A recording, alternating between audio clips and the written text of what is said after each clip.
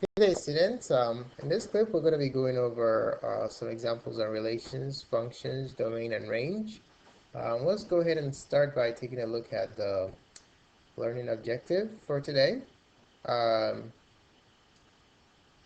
the learning objective is that at the end of the lesson, you should be able to know how to determine whether a given relation is a function or not. You should be able to identify the domain and range of a function or a relation. You should be able to evaluate functions. And you should also learn how to use the vertical line test to determine if a relation is a function or not. Okay? All right. Now, relations and functions. Let's talk about definitions for a minute. What are relations, domain, and range? Well, a relation is a set of ordered pairs. Okay? Um, an example of a relation is 1, 2, 3, 4, 5, 6, and 7, 8. You have ordered pairs here, and you have a set notation there indicating the set of ordered pairs. So this is an indication of a representation of a relation. Okay. Um, the 1, 2 is ordered pair number 1. 3, 4 is ordered pair number 2. 5, 6 ordered pair number 3, and 7, 8 ordered pair number 4. All right. Everything together combined in a squiggly bracket creates a set.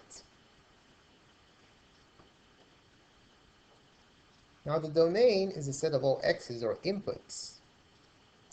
It is also the independent variable for the abscissas. All right. So let's see if we can find the domain of this set by considering this question in the example above. What is the domain of the relation? So let's rewrite the relation down here. So the domain basically is a set of all the inputs or the x's or independent variables. All right, so a set of all the x's that you can see highlighted as a domain. So therefore, a domain is 1, 3, 5, 7. Okay? All right. Now, how about range? Well, the range of a relation is a set of all the y's or outputs or dependent variables or ordinates. All right? So, considering the same example, what is the range? What is the range of these set of ordered pairs? You might have guessed. It is 2, 4, 6, 8. Okay? Basically, the set of all the y's. The set of all the y's from this set, 2, 4, 6, 8, constitute the range of the relation. All right? Okay, now, what is a function? Well, a function is a relation that assigns each element in the domain to exactly one element in the range. You cannot assign one element in the domain to two elements in the range. That's not a function. But a function can assign multiple elements in the domain to one element in the range. But the reverse cannot be the case, okay? All right, so let's state the domain and range of the given relation. Then we'll state if the relation is a function or not. We're going to start by considering an ordered pair. I mean a set of ordered pairs. So for this, the domain is -2, 5, 4. You can see that because it's a set of all the x's, 2, 5, 4 as a domain. And the range is 3, 4, 5, which is a set of y's, the dependent variables, or the outputs. All right, so this relation is a function because each input is assigned to exactly one output. So -2 is assigned to 3, 5 to 4, 4 to 7. We don't have any input being assigned or any elements in the domain being assigned to multiple elements in the range. All right. A hint that can help you find the domain and range of elements written in set ordered pair notation is that if a function has repetitions on the x's, in most cases, that's a relation that's not a function. Okay? If the relation has repetition in the x's, then it's not a function. All right? So watch out for that. All right, moving along. Now let's consider this ordered pair. What is the domain? The domain is 2, 3, 7, 2. You notice that even though 2 was written twice, in the ordered pair, I represented it just once here because when you placing the elements in a set notation, the repetition doesn't count. You just count it once, all right? So 2, 3, 7 represents the domain here, and the range is -5, 6, and 9. All right? Now, is this a function or not? This is not a function. This relation is not a function because you notice that the same independent variable or input x, namely 2, is being assigned to two different outputs, and that goes against the definition of a function where every input is assigned to exactly one unique output, okay? Where you're having a unique input being assigned to two distinct outputs, 2 going to -5 and 2 going to 9. Hence, this relation is not a function.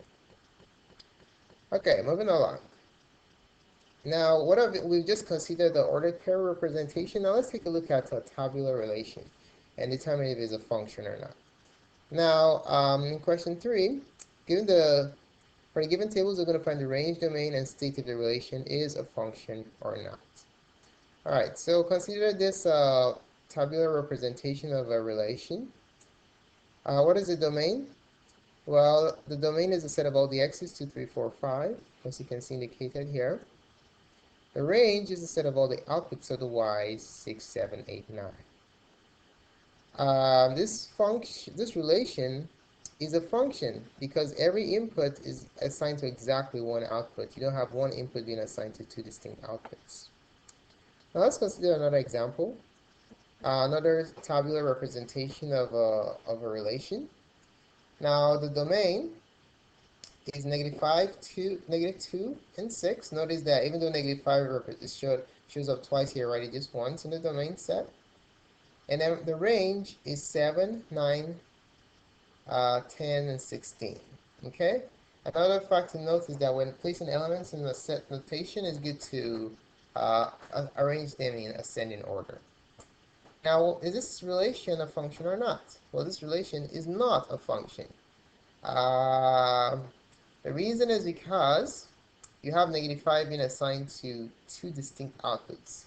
-5 is going to 7 and is also going to 9. So, as you can see here, these two are going to distinct outputs. The same input is going to two different outputs. Hence, this relation is not a function. Another hint to watch out for is repetition on the x's like we mentioned earlier. All right? Okay. Now, let's look at the relation from a graphical perspective. Now, let's take a look at this graph. Let's take the domain and the range of the graph and state if it is a function or not. Now, the domain is a set of all real numbers because the domain for this function is how wide the graph goes. So how far does it go to the left and how far does it go to the right, the horizontal span? You see this line right here? It goes to the left forever because of the slant and then to the right. So it spans the entire width of the x-axis. No matter how far you go on the x-axis to the left or right, you can always trace it to somewhere on the graph. Hence, the domain is the entire x-axis, which is all real numbers. The range, on the other hand, you have to look at how low can you go and how high can you go. You can see that in this graph, you can go as low as -1, and how high you can go, there are no limits, all right? So basically, from -1 and above, that will give you your range. So you write it as y is greater than or equal to -1. Remember, domain is the horizontal span of the graph. Range is the vertical span of your graph. All right? Now, as a function or not, we're going to use something called the vertical line test. We will draw vertical lines through the entire domain of the graph. If there is intersection of more than one intersection of the graph, then the graph is not the graph of a function. But if it intersects exactly once in every point in the entire domain, then it is a function. Okay, so if you look at this graph, let's see. So we're going to apply the vertical line test here. This is what it says. It says if a vertical line cuts through a graph more than once, the graph is not a function. All right, so let's see if this graph passes or fails the vertical line test. So it cuts once, once, once, once, once, once, once, once, once, once, once, once, once, once, once, once, once. So you can see that for all the lines in the entire domain, it's going to cut this graph at exactly one point. Okay? Since it doesn't cut more than once in the entire domain, you can speculate what's going to happen at infinity and negative infinity. Then it passes the vertical line test, and hence, this graph is a graph of a function. Okay? All right, moving along. Now, let's take a look at this graph. We're going to do the same thing. We're going to state the domain and range and then indicate if it's a function or not. Now, what's the domain? Domain is the vertical horizontal span, how far to the left and how far to the right. To the left, it goes as far as -3. To the right, it goes forever. So -3 or greater is your domain. So domain, we can write it as x is greater than or equal to -3. That is the horizontal span of your graph. For the range, how high can you go? You see how this line goes? It's tilting. No matter how high you go, you can always trace it to somewhere on this graph because it keeps getting higher and higher for till infinity. And how low can you go? Same process. No matter how low you can go, you can always trace it to the graph. So the range for the vertical span of this graph is the entire y-axis, which is all real numbers. Okay, so domain is x greater than or equal to -3. The horizontal span, vertical span is all real numbers, the entire y-axis, okay? Is this a function or not? We're going to apply the vertical line test again and see if at any point in this graph where the vertical line cuts more than once, it's not a function. It fails the test, okay? So examine this line. You see it intersects at 2 points, here and here. So that automatically means this graph is not a function. It fails the vertical line test, all right? All right, in multiple places you can draw vertical lines to show that this graph fails the vertical line test. Now question 6, consider this function. Circle this graph, this is a graph of a circle. Now what's the domain? The domain is the horizontal span. It goes as far to the left as -4 and as far to the right as 3. So that is the span of projection on the x-axis, or how wide it is. So -4 less than or equal to x less than or equal to 3. Horizontal span of the graph from here to here, that is your domain. Okay. How about the range? We're going to be looking at the vertical span. You see it goes as low as -2 and as high as 4. So your range is from -2 less than or equal to, it's supposed to be y, less than or equal to y, and less than or equal to 4. Okay? All right, so, I just changed it to y. So now, is this a function or not? So what we just do is we use the vertical line test. Is there any point on this graph where the vertical line cuts more than once? Absolutely. See, just an example, that's sufficient to show that this is not a function. Okay? So this graph is not a function. All right, moving right along. Question 7. Let's do the same for a set of points, okay? For this set of points, which is a graphical representation of ordered pairs, this graph represents, well, let's find the domain and range first, and then we'll talk about the fact, we'll ask ourselves if it is a function or not, all right? So what is the domain? Well, all we just do is we'll find we'll trace each point vertically to the x-axis, up or down, and that will give us the domain, okay? So we can translate we can write each point as a set of ordered pairs, and then extract all the x values, and that will be our domain, okay? So -4, -1, 0, 2, 5 are our domain. See this point right here, trace it down to the x. -4, -1, 0, 2, 5. That's your domain, okay? And then range is basically the projection to the y-axis. So this one goes to 2, that goes to 2 also, this goes to 0, and these two go to 2, okay? So there you have your range.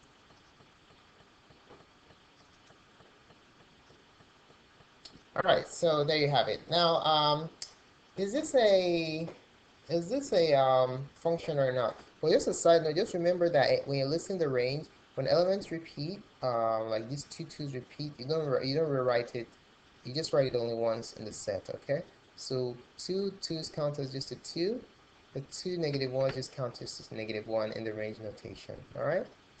Okay, now is it a function or not? All you do is you're going to use a vertical line test. Draw a vertical line through all the points on the graph, and is when you draw a vertical line through every point on the graph, did it intersect another point on the graph? If that's the case, it fails the vertical line test because it cannot intersect more than one point. In this case, it intersects every point on the graph exactly once. Hence, this is the graph of a function. All right? Okay, so this is a function. Now, let's take a look at question A. Look at this set of ordered pairs. We can write them in set notation or do the projection on the x and y axis. Writing the coordinates is easier. So the set of x's without any repetition is our domain. So our domain in this case is -4. Now the point is down here, you can't see it. All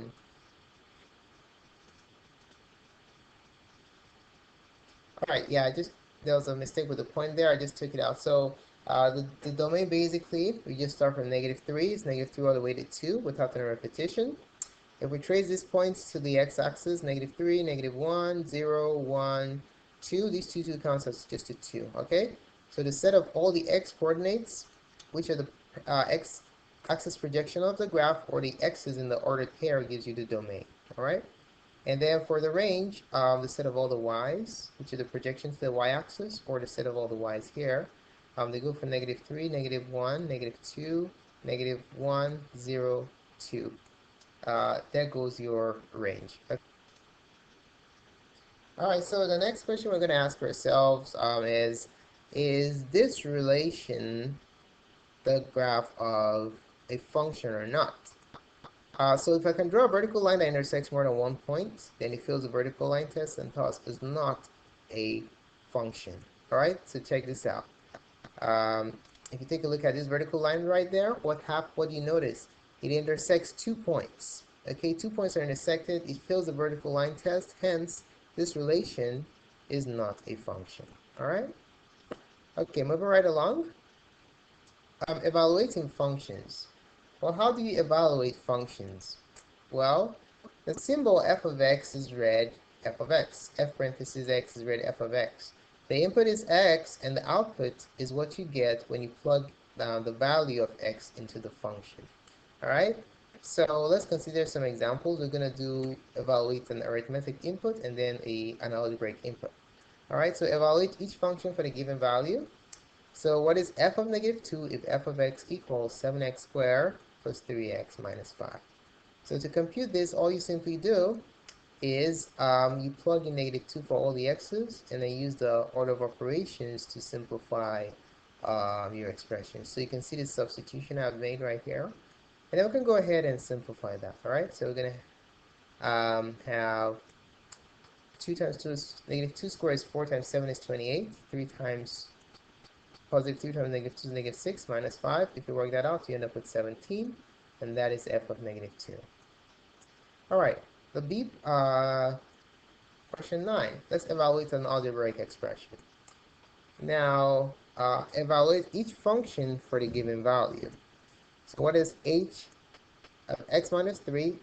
H of a equals 2a squared plus 4a minus 6. So what happens here is that we're going to plug in x minus 3 for all the variables here, namely a, the independent variables, okay?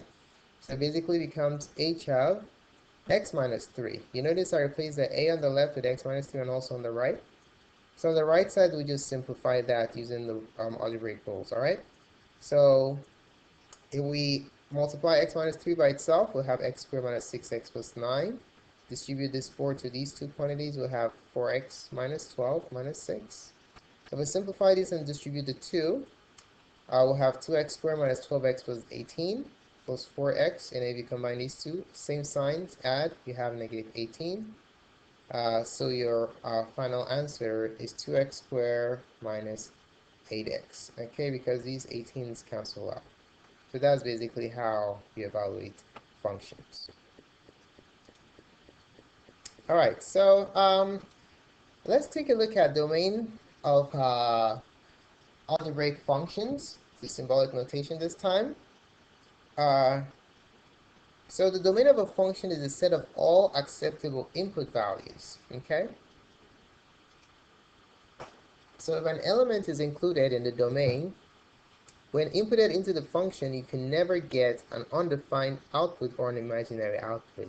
So anything that causes your output to be undefined or imaginary must be excluded from the domain. Okay? Keep that in mind. That's what acceptability involves. The output must not be undefined or imaginary, or else it's unacceptable.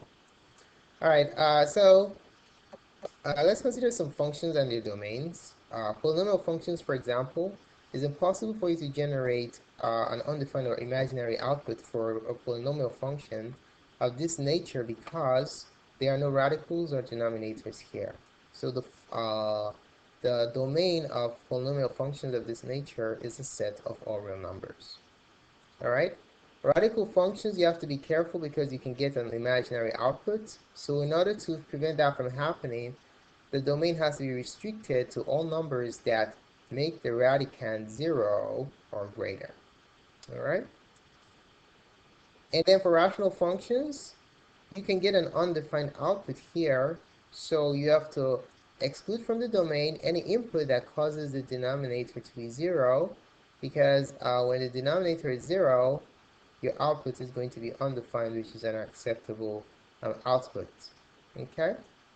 All right, so let's consider an example that has three parts. We have a radical function, a rational function, and a combination of a radical and a rational function. Let's look at the radical function first. Remember, radical function of this nature can generate an undefined output. That happens when you have a negative radicand. So to avoid that, what we'll do is we'll extract the radicand and force it to be greater than or equal to 0. Whatever equation, whatever inequality we end up with as a constraint for x, that will guarantee that we'll never have an imaginary output. So I extracted this radicand, negative 7x minus 3, greater than or equal to 0. We're going to solve. Add 3 to both sides. Divide by negative 7 and switch the inequality. You have negative 3 over 7. X is less than or equal to negative 3 over 7. And there goes your domain of this radical function. Now, how about this radical function right here? I mean, this rational function right here. This rational function can generate an undefined output. So to prevent that from happening, we have to ensure that values that causes the denominator to be 0 have to be excluded. So what you do is you extract the denominator and set an inequality requiring it never to be 0, and find the x values that guarantees that this doesn't happen, and that causes this to happen, and those will be excluded from the domain. So I'll just factor the left side. You have x plus 3 times x minus 4 cannot be 0. Using the zero product property, I set both of them to 0, and then I end up with the two values that can cause the denominator to become 0, namely negative 3 and 4, and those values have to be excluded from the domain, okay? So the domain of this function is everything except, all the numbers except 3, negative 3, and 4. Now, last but not the least, this could generate an imaginary output, or it can even generate an undefined output, so it's a combination. So we have to require that the denominator can never be 0, and the radicand has to be greater than or equal to 0. So what is the intersection of that? Well, if we think about these two combined together relative to 0, we'll end up with an equation or an inequality 4x minus 7 greater than 0. Okay? This guarantees that it can never be 0, and that the denominator can never be 0, and that the radicand can never be negative. Alright, if we overlap greater than, the intersection of greater than and cannot be is this 4x minus 7, because that equal sign for the restriction on radicand has to be taken out because of the cannot be equal to for the rational function. So if we combine these two together, this unequal line gets taken out, and you're just left with a greater than inequality sign. So to finish this up, you just add 7 to both sides and divide by 4. Add 7 to both sides, divide by 4. You have x greater than or equal to x greater than, strictly greater than 7 over 4. That's the domain of your function. Okay? All right. So thank you so much for watching this video. Please feel free to subscribe to my channel by clicking up here, so you can get updates to other cool videos such as this. Other clips can be found on microserve.com. Thanks again and have a wonderful day.